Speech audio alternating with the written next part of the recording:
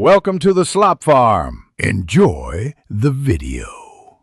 You start by opening Settings fast. Right-click the desktop and choose Personalize. Once done, make sure the image you want is on the local drive or save to OneDrive so permissions aren't an issue. You should check the image's aspect ratio, 16, 9 matches most displays, and confirm file name and folder. Now click Background in the Personalization page to begin. This directs Windows to the exact control panel you'll use next.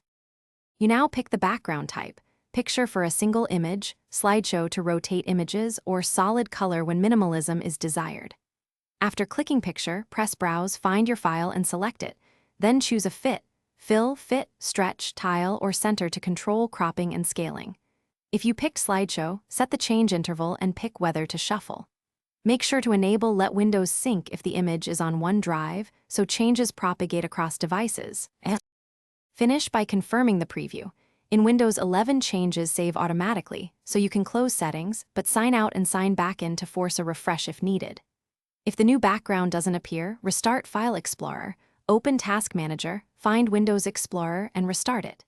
If that still fails, check for corporate group policy or registry locks. Your account may be restricted. Finally, make sure the image file isn't blocked by permissions. Unblock it in Properties, then retry. Thanks for watching. Consider subscribing if we helped you today.